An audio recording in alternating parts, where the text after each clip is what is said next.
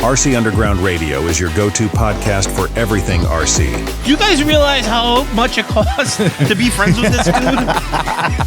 Whether you're a dedicated racer or just getting started in the hobby, this is your show. Each episode features top-notch guests, industry leaders, and you, the racer. Yeah. It's a community where listeners can learn, connect, and grow their passion for RC racing.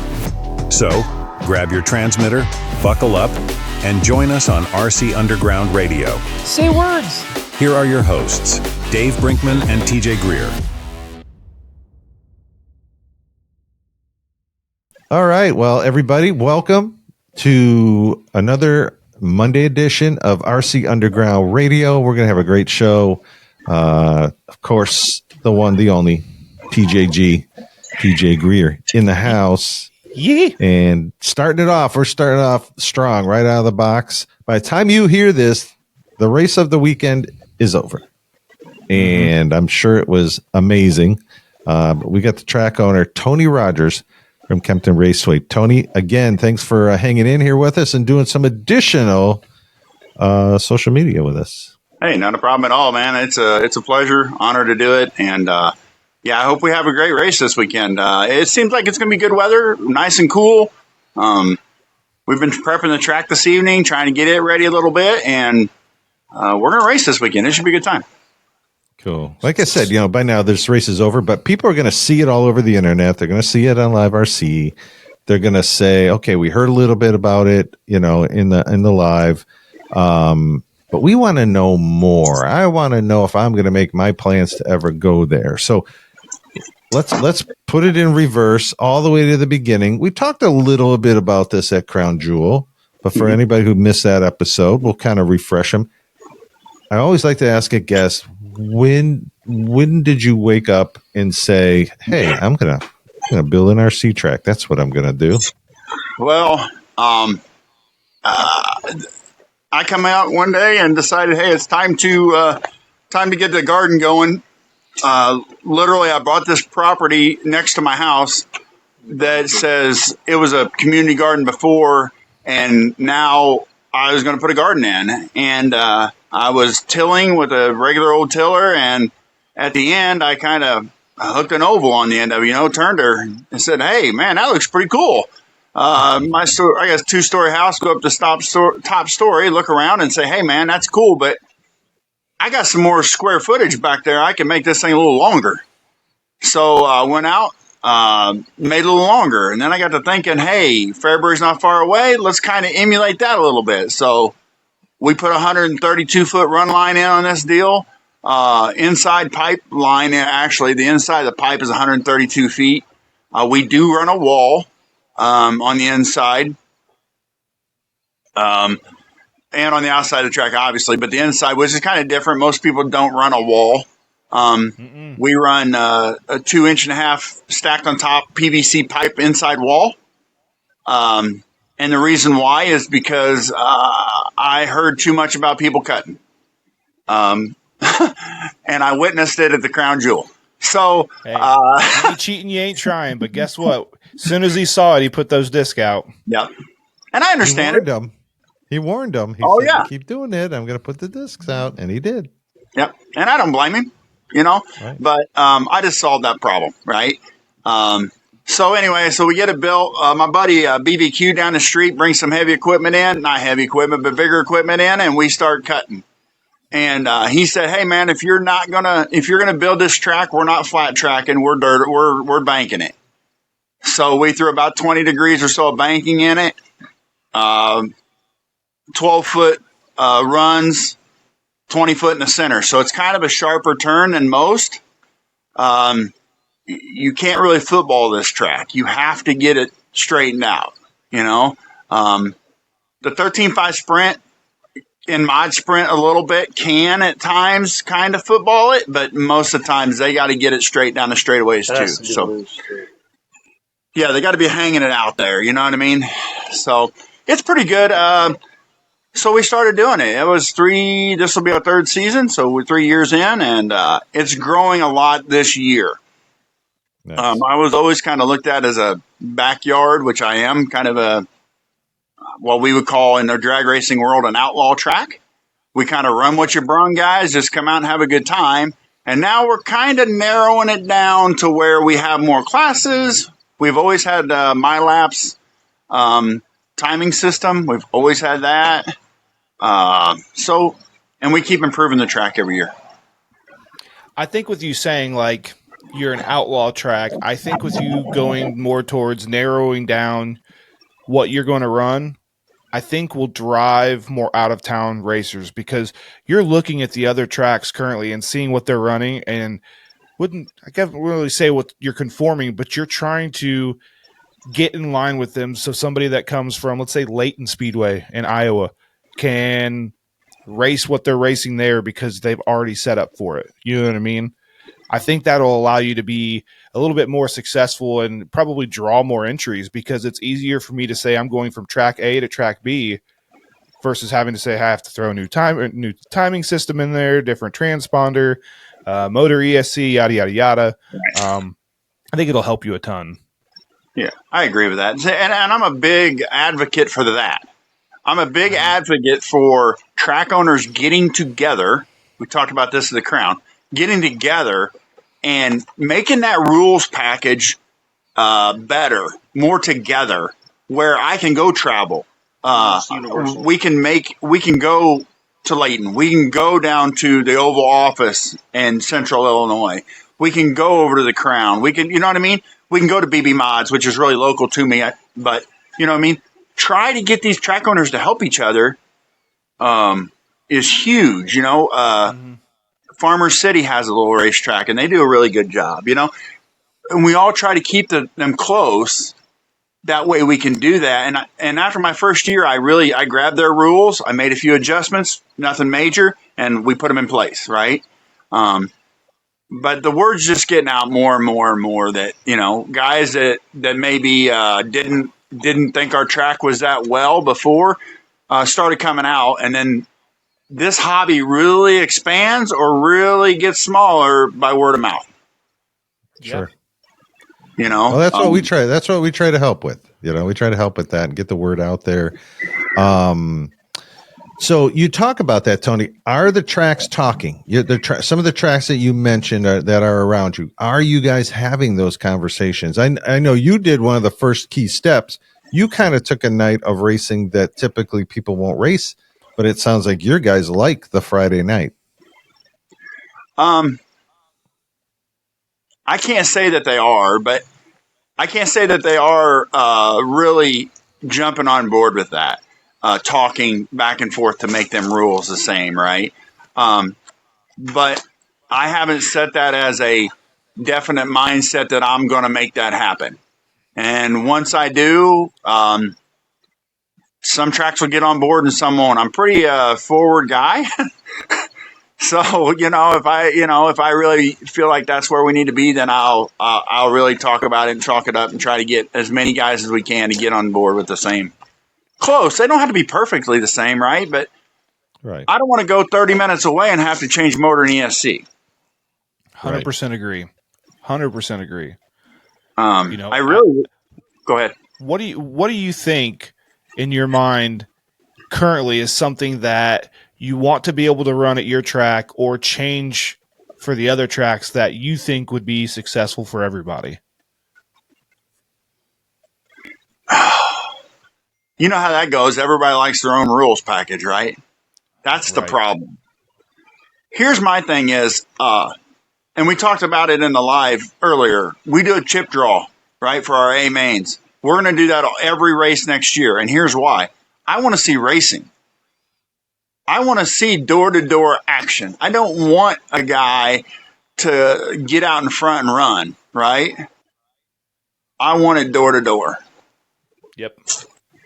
And I'm a firm believer. If you're a TQ kind of guy and they do the inverted start in a heat because where you finished, I think it's great. You know what I mean? It's a chess match. Sometimes, you know, maybe if you know your you're running some better people, and it's okay to try and maybe, not finish the best in the first one and just test some things. But it's a chess match where you need to finish, because that can, in the end, play a good role in where you need to start. So, I mean, call it sandbagging or what you want, but if TQ is not your thing and you're just trying to get in a good position, then hey, play it smart.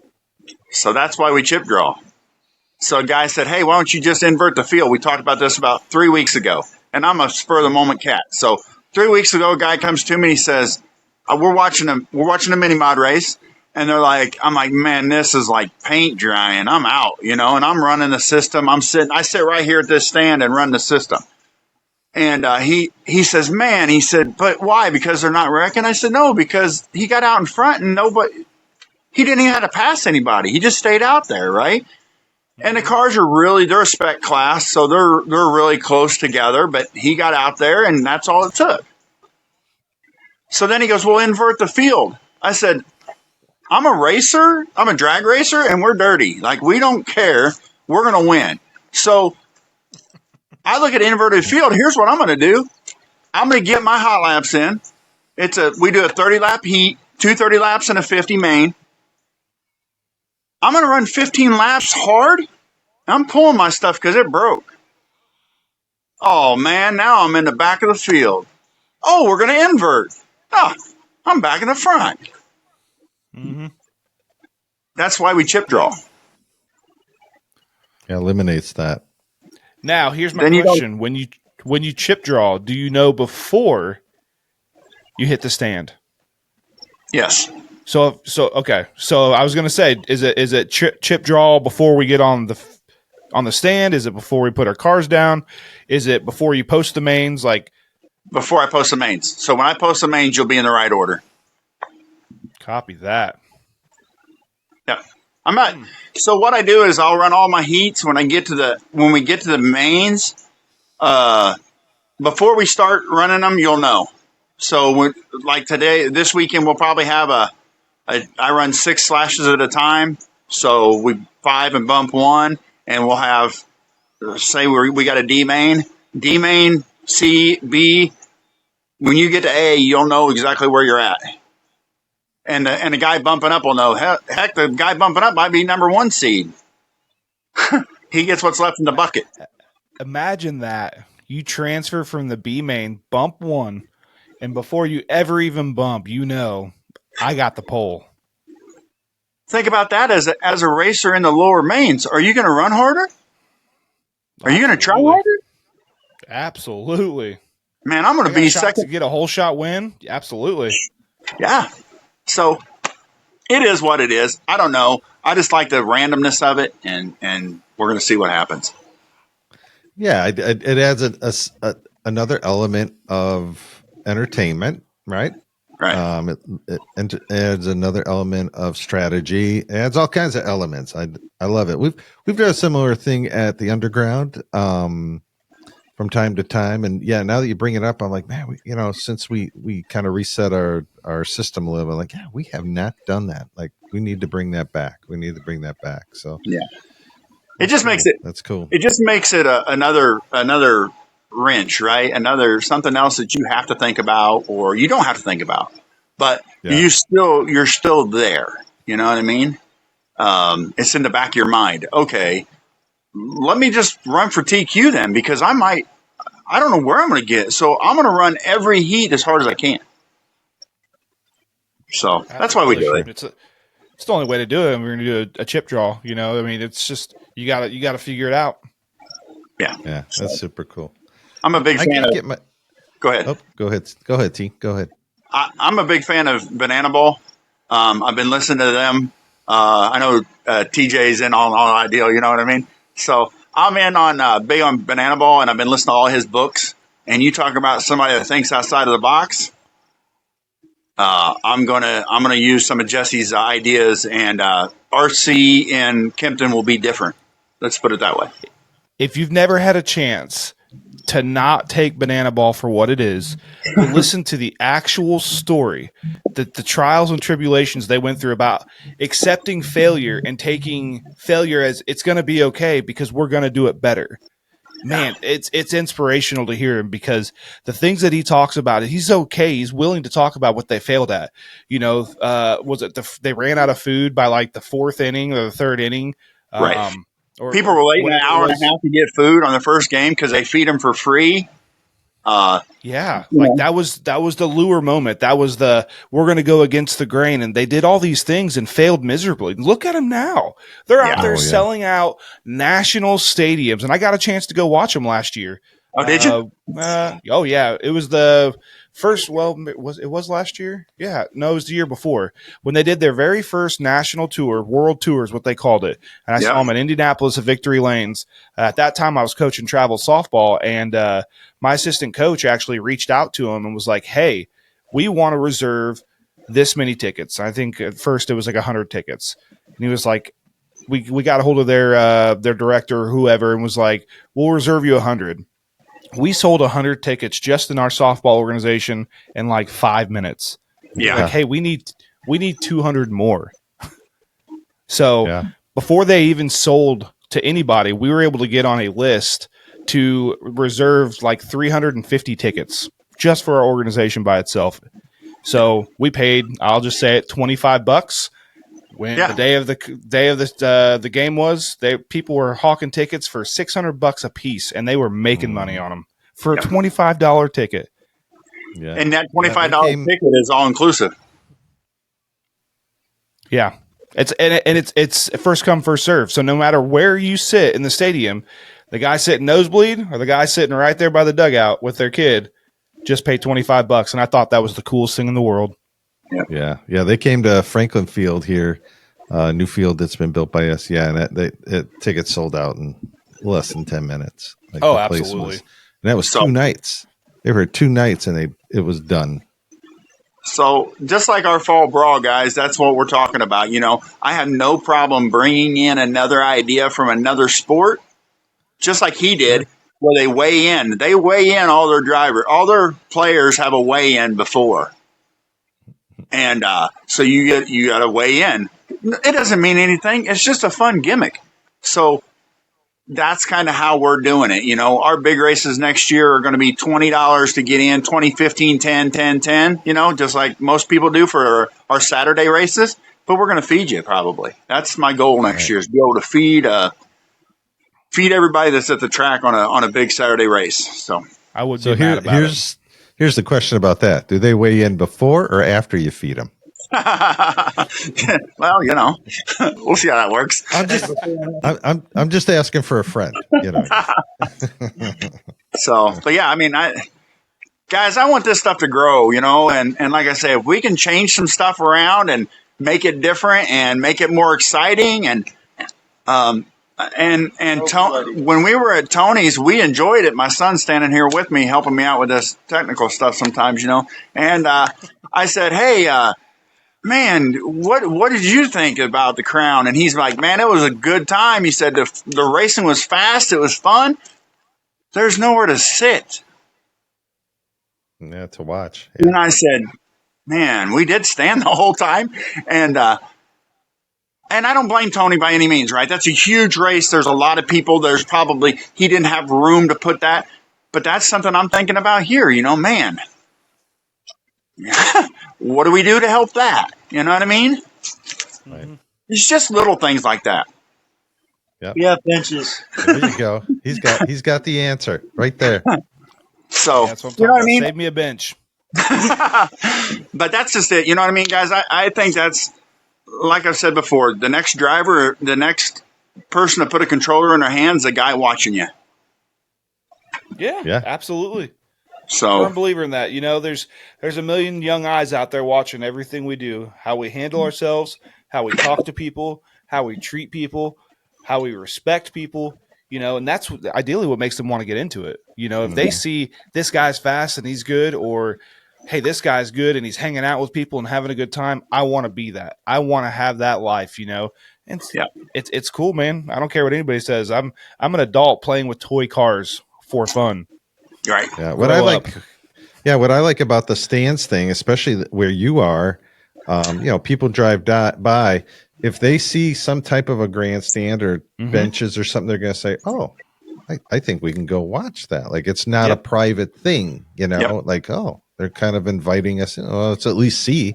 Let's see what it costs to watch. And they'll be like, and you say, yeah, it's free. Sit down, have a good time. Come on in. Yeah. We got a concession stand.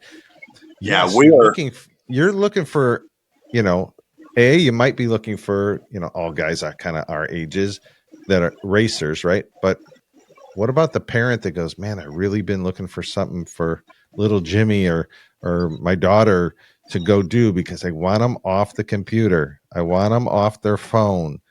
Oh, I think this might be kind of fun, right? I think a mom just as much as a dad would bring their kids to that. Yeah. To say, okay, here, I'm going to sit over here. I'm going to it'd be great if they were involved with the car, but they can have a little of their time too if they want to, look at their phone or they want to read a book or whatever.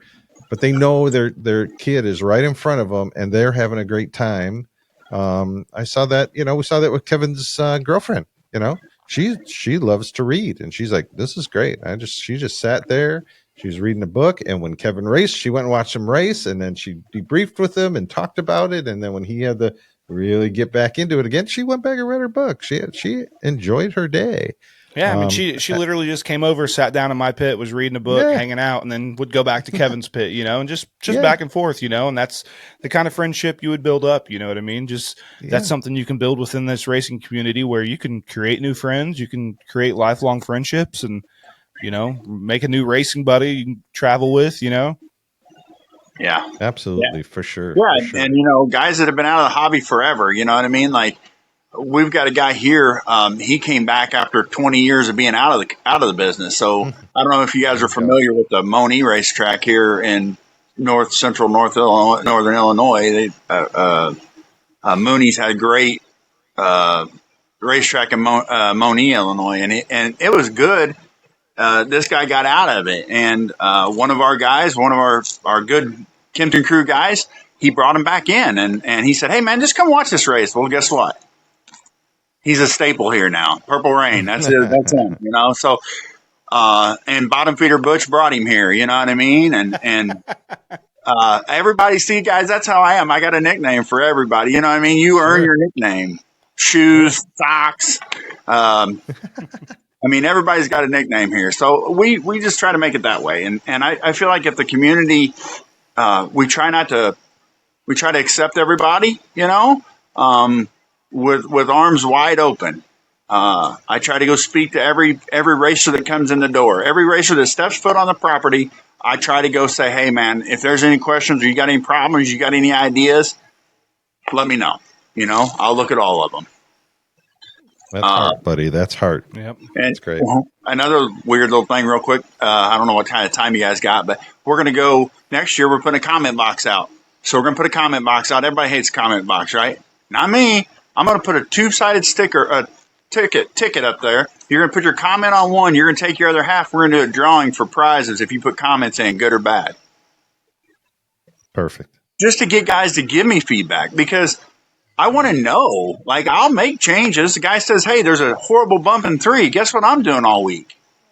I'm trying to fix a bump in 3. We tried to fix that already. You know what I mean? If a guy says, hey, the concession stand needs cherry Pepsi or Orange Crush. We got a guy by the name of Orange Crush. Everything he owns when he came here was orange. He drinks an orange soda every time. We keep orange soda on hand for him. Orange Crush is his nickname. You know what I say about that bump in 3? You know what I say about it as a racer?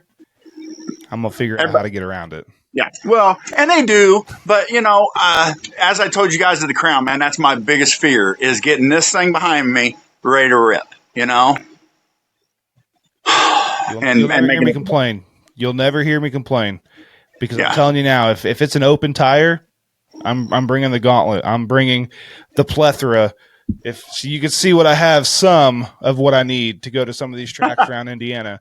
That's just a start. That's not including the new inventory that I have hanging on the wall, but that's just it. If the track's not what I need it to be, it is what it is, I prefer certain things. Sometimes I want to race loose. Sometimes I want it to be fast. Sometimes I want it to be gripped up, but I'm a racer who's willing to spend the money, but I also have to respect the fact there's racers who can't spend that money. You know what I mean? So am Yeah. I willing to burn through a set of tires to win a race? Yeah, I am. If they cost me a set, that's for me. But the guy next to me probably can't afford that. And I have to respect that. You know what I mean? So for me to complain about the track and what you are and what you're doing, you're giving me a surface to run on. I'm thankful enough for that. Right. And I think a lot of guys don't see that. A lot of guys want to complain. And I don't say a lot. There's some people out there, right, that don't want to complain about it. But the reality of it is where else are you going to race? Where are you going to run dirt over? Are you going to find a baseball field and hope you can get around on it? You know what I mean? Like if they did it. They did it in Jacksonville. They did it. It was a baseball field. I'm just going to go ahead and say it. Is that what it is? Illinois, it's an old baseball field. Like there's literally the, I guess the commentator's box, whatever you want to call it, still stands right behind it. And so it sits kind of at an angle. So at night they use the lights still. It's a pretty cool aesthetic. That's cool. It's pretty cool. Yeah. I've never been down there. I've heard about it, but I've never been down there yet. Primo. How do you guys feel about loose dirt? I know we're in Indiana, man. Like if I can put some sprinters on and run some J-Con sprinters, I'm cool with it. We used to have this guy named Bart McAllister. We have the Salamone Reservoir here, it's probably about 30, 40 minutes away from me. But he put a backyard track in there, and I mean, the run line was like 200 feet, like 220 feet. It was massive. I mean, you would be full throttle, like on a 5-turn motor and never had enough. But he let it be real loose and loomy, would throw peat moss out there to dry it out a little bit. And then he would just let it get loomy, man. We would sling nuggets and rooster tails all the way around this thing. And it was the coolest thing in the world, but a lot of people hated it because, I mean, it's dirty, man. And you got to clean your equipment. It's messy. People would prefer to race on high bite because it's clean. It's not as, it's abrasive on your equipment, but it's not taxing to have to clean it up. You can just wipe your equipment down and you're good to go. Some people don't like loose dirt because of that. When they think of loose, they think of dry, loomy, have to spray it off with a compressed air or something. And then other idea of loose dirt is, muddy, sandy kind of, I don't know really what you want to call it, nuggety kind of dirt. Right. And that gets heavy. Marble. Yeah. Yeah, that's, like you say, that's kind of how it is here early on. It gets marbly a little bit, but it all pushes to the top. We blow it all the top, and then we don't have a top line. We got a low and a middle. But it's just interesting. A lot of guys want loose until they get loose. Right. And then once they get loose, it's power it comes down to power management. How good are you about taking the power out to be able to put the laps down? I think they forget when it is loose, you're not going to have the traction you get when you're on medium to high bite, nowhere near it. So it just depends. What are you wanting? Do you want power management? Do you want to throw everything you've got at the track and hope your battery can last? Or do you want to overpower the track and take all the rear steer out and just try and put laps down? So it just depends on what feed you need. Yeah. Yeah, it's very interesting. I like having it, I like having a little loose in the beginning and turn into packed up by the end of the night. You know what I mean?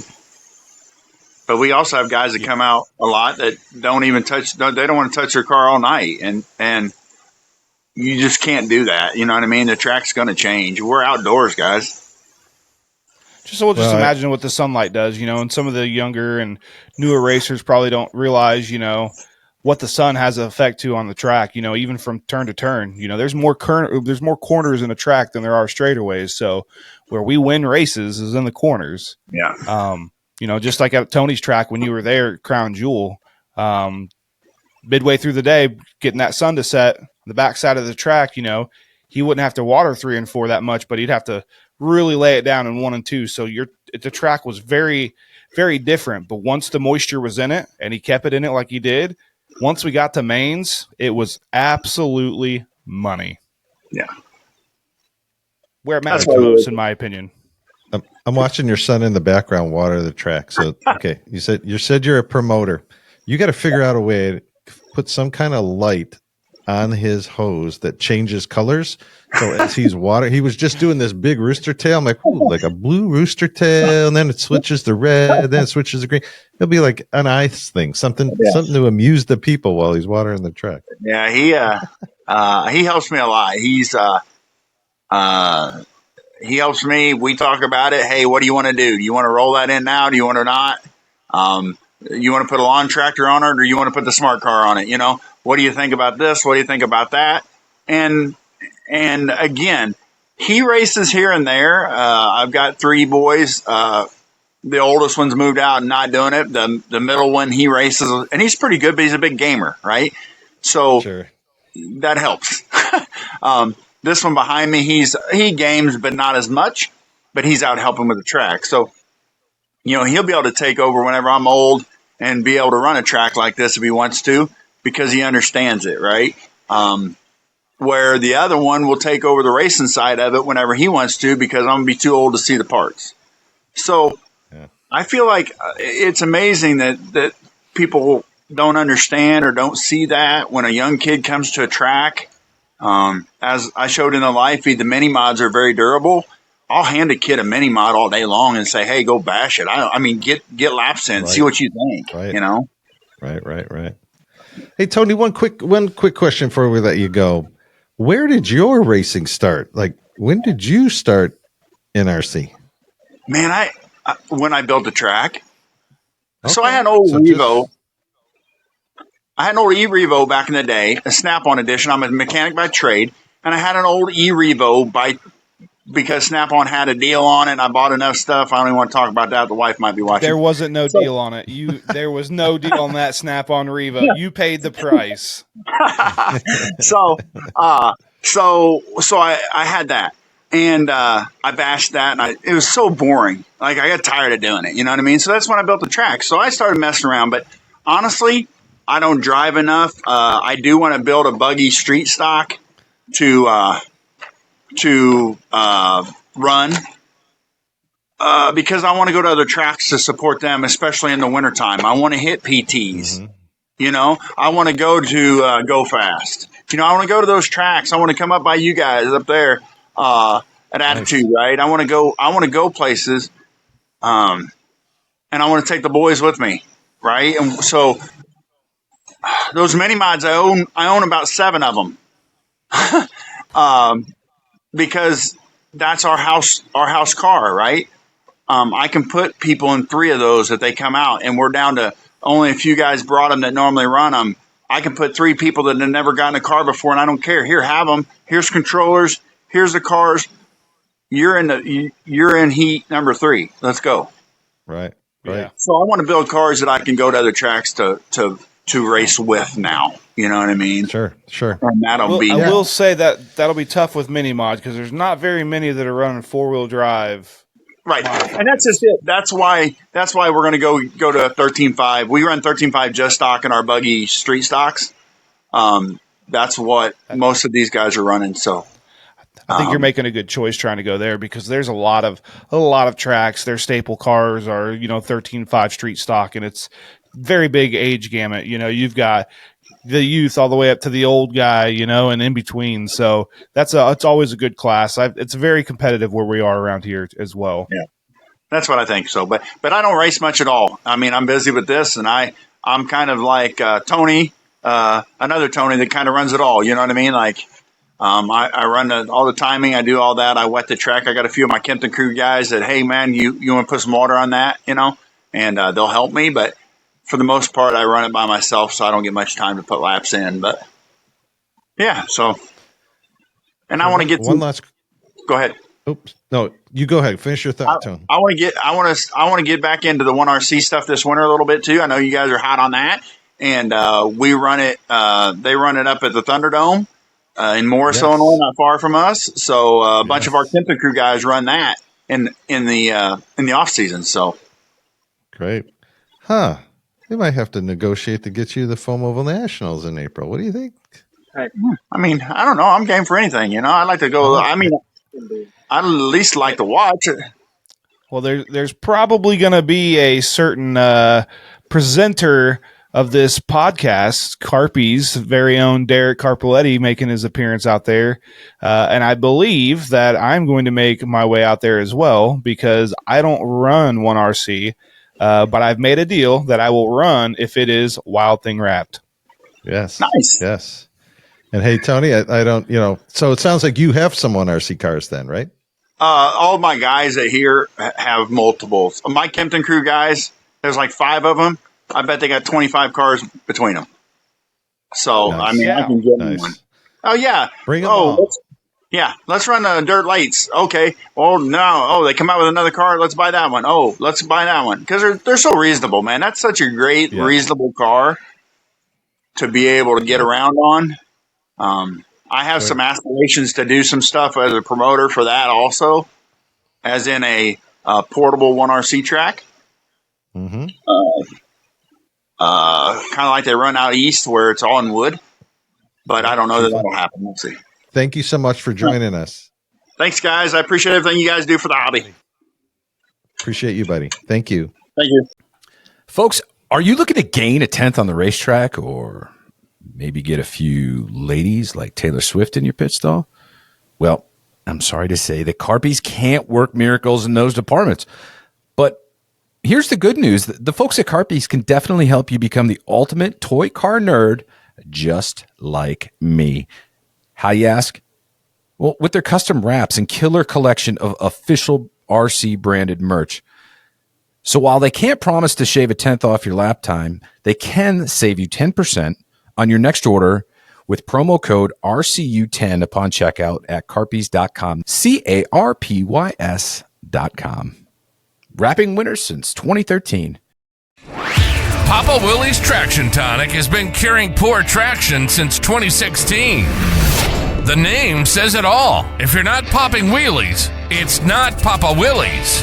Papa Willie's has become known across the United States on dirt oval to off-road, asphalt to concrete, carpet to hardwood, and so many other surfaces. Papa Willie's continues adding to their lineup with tonics for cold and hot weather, loose dirt to high traction, dry dirt, wet dirt, clay and abrasive surfaces, along with anti-drag bearing oil, tire cleaner, tire glue, pit accessories, and swag. You can find the complete Papa Willie's catalog at www.papawillies.net. Prepare for victory with Papa Willie's Traction Tonic. Be sure to use promo code RCUR for 10% off your next purchase at Papa Willie's. All right, everybody. We told you we had some breaking news, and we've got the man to talk about it. We got Kevin McNatt on with us. Kevin, thanks for joining us tonight. Yeah, thank you for having me again. I think sure. This is the second time I've been on the show, not counting the Crown Jewel race. So. Right? Yeah, we had some fun out there, but we can talk a little bit about that later. But I know everybody's like, don't waste any time here. We want to know the exciting news, and it's exciting for us because we get to kind of break it, right? All of a sudden it came out about some things in and around the Elite Series, and I was like, hey, this is like NBC ABC trying to get an exclusive, right? I'm like, we got connections, we know a guy, and we need to get you on. So we appreciate you coming to us first, because I'm sure there's other social media trying to get a word with you. So we appreciate you coming here first. So yeah, no problem. Talk about it, man. How we want to unpack how this all started, how it got going, what motivated you to want to make the decisions you made, and I'll let you make that announcement of what's going down. So at the Crown Jewel race, obviously me and TJ hung out, and he was talking about, Tony was talking about getting out of RC for next year. And I was like, man, if that happens, he's going to want to let the Elite Series go. And I'm like, man, I don't want that to happen. And so I messaged him. I was like, hey, if you decide to, let it go, you let me know, and I want to help run it. And he messaged me last week and was like, hey, I think I want to let it go. This is the price. Mm-hmm. You pay me this, and Elite Series is all yours. So. Cool. So then that's done, right? That's 100%. It's in your hands now. It's still in the works, but I'll definitely be the promoter for next year. So nice. So nice. You can safely say you've solidified that you will be the guaranteed promoter for the Elite Series for the 2025 season. I'm taking it over for next year. That's nice. Yeah. So as a racer, and you've been to Elite Series races, and you and I, we talked last season that this isn't your first rodeo in terms of promoting events. Like Right. you've promoted some events. For anybody who's going, wow, he's a great racer, and I know he won Crown Jewel, but really he's gonna promote a race. Yeah. This isn't new to you. This isn't new to you. So, and I know it's new, and it's not even a week old, but it's gotta be whirling around in your head. Are there already some ideas and things that you're thinking of doing? Man, I don't want to change anything for what Tony did because he had a great series. Obviously, and obviously we're gonna keep the format the same. Obviously, I want to keep it up in the Midwest still. I think we're gonna have one track down here, so everything's gonna pretty much stay the same. Spec tire. Tropes is still gonna be badass from Telegraphics, so I think everything's gonna stay the same, just different promoter. Yeah. So my biggest question to you, being that you are on JCon, what would it mean if you went from Quasi to JCon? Is that something you thought about, or are you strictly sticking to Quasi Speed DEs?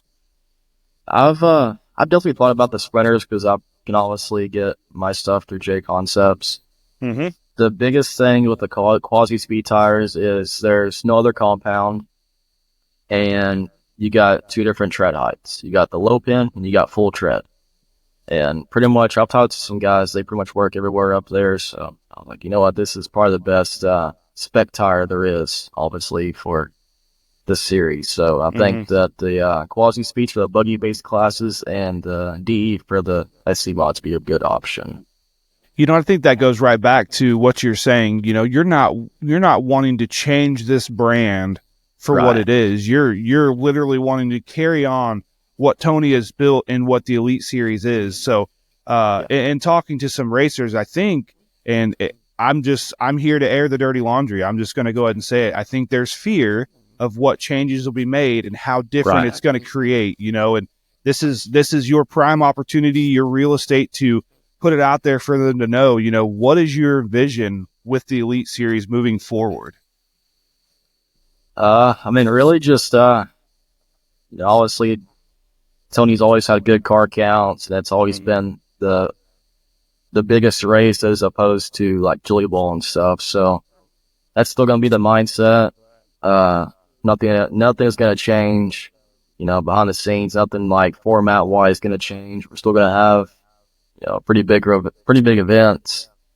The talent level of racers, we obviously want the best. And nothing's going to change. So everything Tony has built is going to carry on over to next year. Now let's talk about classes. Are you wanting to continue the same classes, or are you wanting to bring in another class or change? Because I know the biggest fear right now, with some are, there's certain pockets where, Midwest Mod is making its way around, which I think is great for the buggy based cars. Obviously, you and I know our love and passion for SC Mod doesn't change. That's our numero uno class. But what about like midget? I know it's making its rounds. Where do you stand with that? I've definitely thought about adding midgets because that's a great class, and I want one myself. I've talked to a couple of tracks that I can't say which tracks yet, but the ones that I've talked to, they're like, man, it isn't real big at their tracks. There is a couple of tracks that's like, we got, about 10, but other than that, there's not really a whole lot yet. So you say 10, I say that's more than what we can probably draw. Right. It's just not there. Your average person, they're here. We're lucky to have 3, maybe 4 to a show. You know what I mean? So, midget. I want one. I won't lie. Obviously, us being GFRP drivers, we can go get them for whatever and have fun with them. But I think our mentality is we're going to focus on our favorite programs. Yeah, I'm definitely going to get a midget here soon. I like the class. I want to see it grow. It's just the tracks we're going to. It's not big to have it as a class for the series when there could be another class that's bigger. Yeah, and have a better program. Let's talk about tracks. Let's talk about what you're looking forward to doing. Obviously, you've posted, what you're wanting to do, how many races you're wanting to run in the next year. What's that ratio look like from north to south? So we got one track in Oklahoma. We all know it's gonna be Taylor Park. Mm-hmm. That was a great event last year when I went, and Taylor Park is one of the nicest facilities in the country. So that's gonna be one. So I guess I can say which ones are locked in for sure right now. Yeah. That's Jacksonville, Illinois, and then Layton, Iowa. It's Layton Speedway, and then Cedar Bluff and Delavan, Iowa, Illinois. Mm-hmm. Trying to think. I know that when we talked, you had mentioned just some that might possibly be on the radar. They're not set in stone, so don't hold me to this, anybody. All right, I'm just trying to put it out there to ease the minds. What we talked about was, you asked me what was in Indiana, and I threw out the tracks that were there. I talked about all the outdoor tracks. We also have indoor tracks, but in the time that some of these indoor tracks don't run summer programs, you know what I mean? Right. So you've got your Raw RC Speedway, you've got your 5-star, you've got some down, in southern Indiana that probably don't have the draw of the classes that we probably run. Right. So, the Crater was something I mentioned, it's out there. And then obviously, you've got your BB mods that we talked about as well. So that's another one. Yep. So there's plenty of options. I think the fear is that obviously you from being from the South is that it would be a Southern dominant elite series and you're going to forget about where the Midwest is. Right. No, I love racing up Midwest. The racing down here just isn't like the Midwest. Let's just say that, that's what makes it different. What makes it so much different? So we don't get many cars down here. We get probably the most is probably 120 for a big race. I will say, the WFO race at Taylor Park last year, we had 300 entries, but everybody from the Midwest came down, and Dustin, Max from Custom Works, everybody came down. Yeah. A lot of tracks down here just, they're not, I don't want to bash any tracks. They're nothing like up Midwest. Let's just say that. It's got to be it's got to be that Midwest hospitality we carry. Yeah. Yeah. Well, there's a real. I've been up there. Yeah, I think surrounded by cornfields. I think some of it too is like we have such a limited time in the year to race, so you have to take advantage of it. And when there's a series like that level of a pro series that's in town, you better go support it, right? Because you don't get many chances like that. So, Kev, I greatly respect you for being your openness and honesty. Again, it's just happened this week. Yeah. And we're kind of hitting you a little bit with some stuff, and you're being super confident about it. I love already. You're really looking at this smart, like, okay, yeah, you've got one, you've got one out south, but it's only because it's a track that people from the Midwest will come to. Mm-hmm. So they're confident to make that move. They're going to be excited to run that track. It sounds like it has a great turnout, and it's a pro level track. Checks all the boxes. Yep. Nothing wrong there. But then you're saying you're not going to take its Midwest roots and pull it apart. And I would hope that a lot of people that hear that are going to be super excited and say, yep, I'm all in. That was my fear. Bring it on. Now let's start counting off the days on the calendar, and let's just get these races going. Because tell me if I'm wrong, like when Elite was here, you came to all of them, right? Pretty much all of them? I came to the one in Jacksonville, and I obviously went to the Crown Jewel. Right. Then there was the one at Taylor Park that I went to. Yeah. So, I mean, you're a part of it. Like, yeah, if people say, oh, he's just saying that now, but down the road, he's going to pull it south. I don't see, and I'm not holding you to that right now, obviously, but I don't see that happening because it sounds like its success Right. is built on it being in the Midwest and taking favor to tracks south that can be equal to the Midwest. I mean, that's pretty bold that you're saying, hey, Midwest tracks are where it's at. Yeah. Midwest drivers are going, like TJ's going, yes, yes, somebody that understands, who's now a promoter. Super exciting stuff. I appreciate your openness about this. Yes, sir. But what do you need? I know everything we've talked about. Obviously I'm not going to air our text messages out there for the world to see. That's A to B conversation. You can see your way out of it, kind of thing, right? So what do you need? I know obviously GFRP hopped on as a title sponsor, so thank you, Dustin and the team, for that. Obviously we greatly appreciate that. That's huge. I mean, to continue, one, they believe in enough in you as a racer, now as a promoter, but they believe in what the elite was and what it's going to be to continue that. So that's a big deal, right? Yeah. So what else do you need? Man, we're just looking at different sponsors for now. I've got a good list right now, a pretty big list. And so I think the more sponsors, the merrier, to be honest. Also, we're going to have a raffle and giveaways at every event. I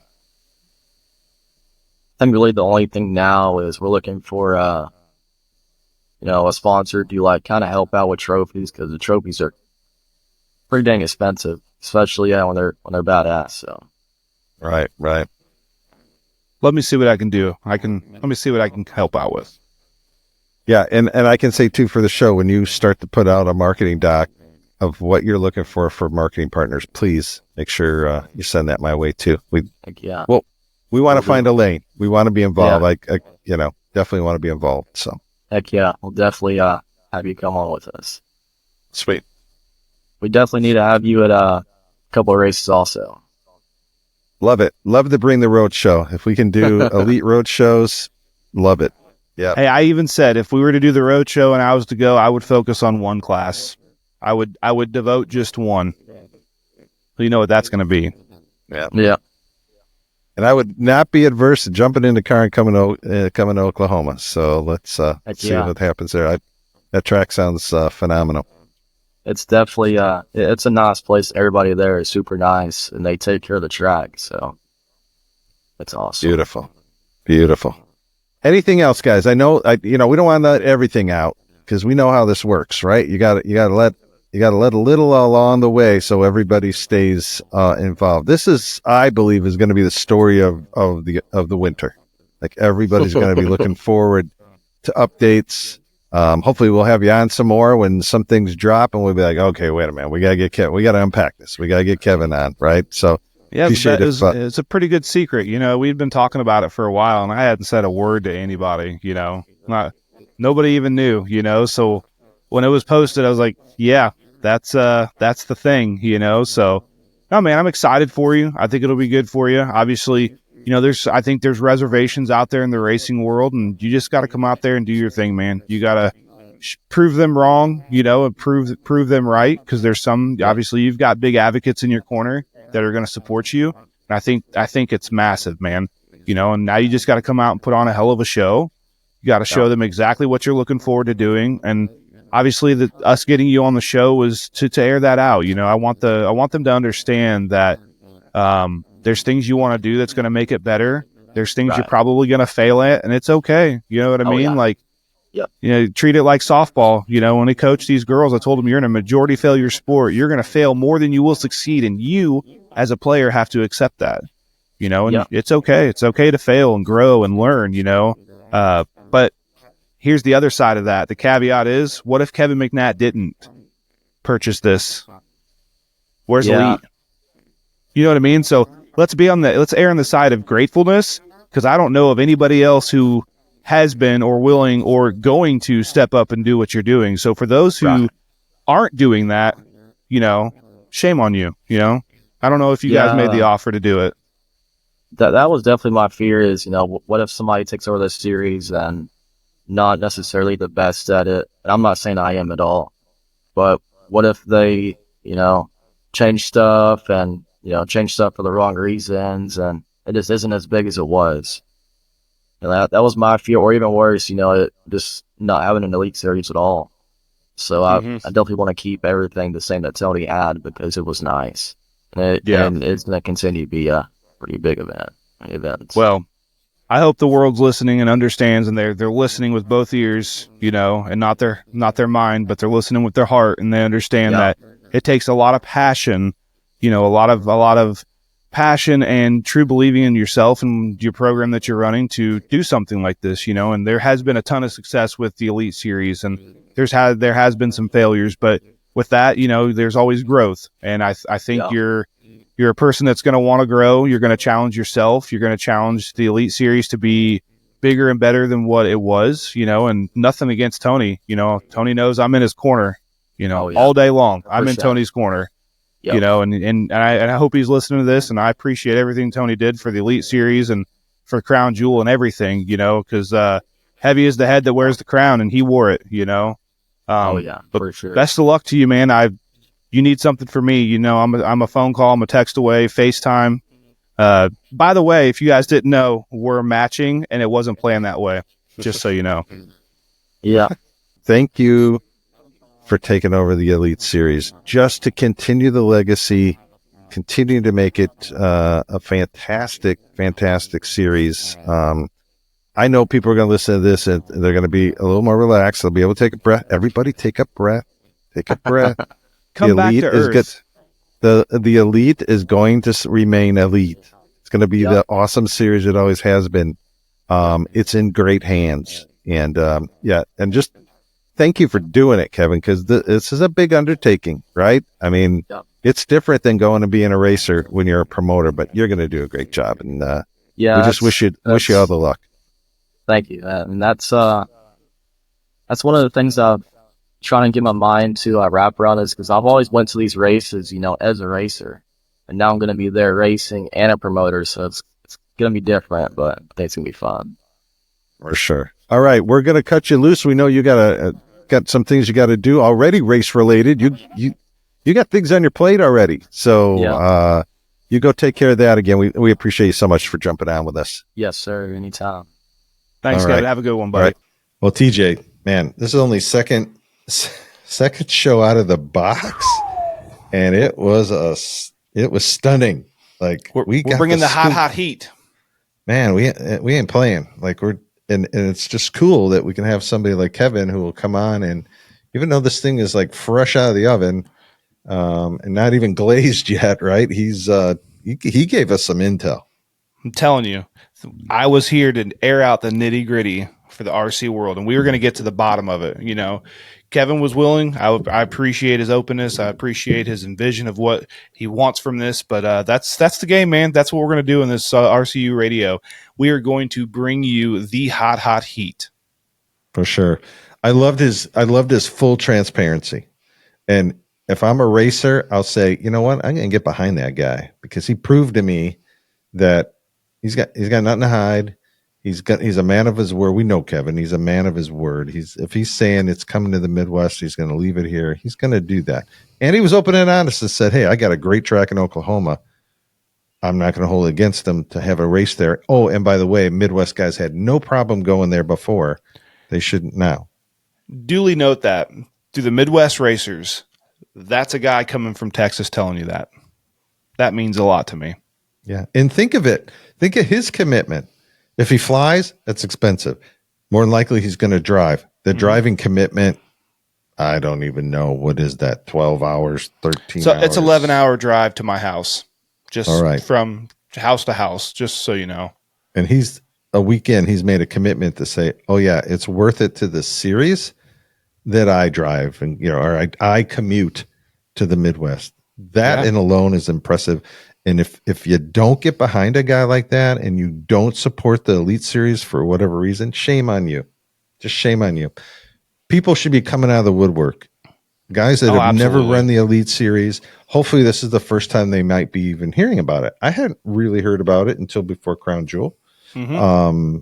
But you're going to hear more about it all over the place because I think it's going to be the hottest topic of the off season, of the summer off season, as winter season starts to fire up.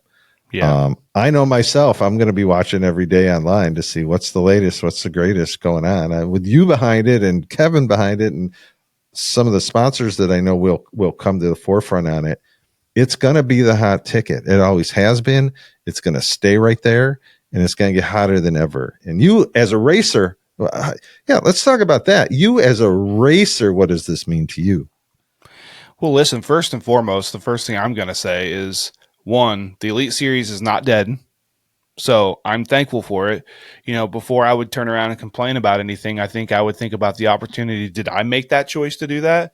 Did I step to the front and say I was going to go on a limb and make this right and purchase this to continue this series? Not once did I ever think about doing it. I'm a racer, so I want it. I as a racer, I love it. It's a great series. It's great to bring the best of whatever area is going to come and make out to it, and it'll challenge you. It'll humble you as a racer. I think it's great. And Kevin was fully transparent about his vision and what he wants, and keeping it very what it is. The legacy of the Elite to continue to be what it is, and just growing it. Yeah. So I'm excited. I'm going to be behind it. I'm going to race at it. I'm going to compete. I'm going to do what I can. I'm going to promote it. Whatever Kevin needs from me, I'm in his corner to help. So I'll put that out there. If you want to help the Elite Series, you're a sponsor. You're looking for that sponsorship, I will get you that letterhead. I will get you that formal invite with information that you guys need from Kevin, and we'll go from there. So I'm going to say it first. If you're looking to sponsor the Elite Series for the 2025 season, Kevin McNatt will be gladly looking forward to hearing from you.